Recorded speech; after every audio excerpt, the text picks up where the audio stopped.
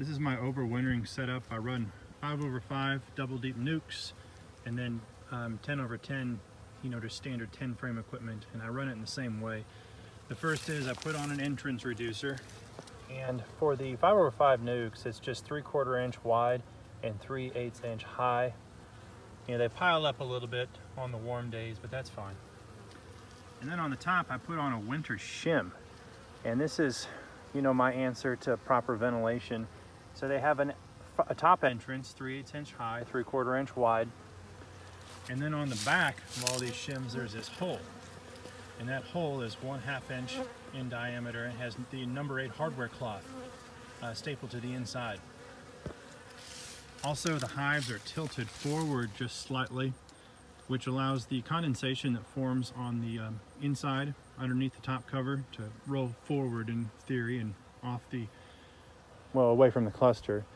But hopefully there's enough pass-through ventilation to where there's not too much condensation. There's always some. I've gotten into these hives in the dead of winter on a warm January day, and it's a little moist on the top, but not too bad.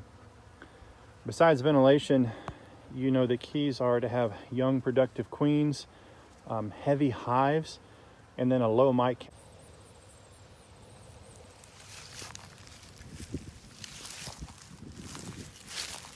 Overwintering the 10 frame equipment is very similar to overwintering the nukes. So this is 10/10 frames. I put on an entrance reducer, which is just a block out front. It's got 3/8 inch clearance and it's 2 inches wide. They pile up a little bit on the warmer days, but that's okay. The top, there's a shim, and the shim has a hole in the top, 3/8 inch high and 3/4 inch wide.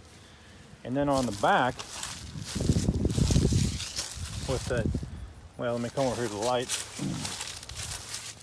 On the back, there's two 1/2 inch holes with the number 8 hardware cloth stapled to the inside. The hives are also on blocks and tilted forward.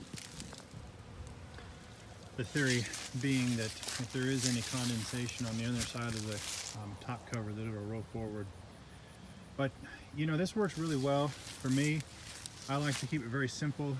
This is Kansas, so here we don't require hive wrapping. The keys are to have young productive queens, a low mite count, and then heavy hives. You can control those things. And then the mitigation you take for moisture will just be an added benefit.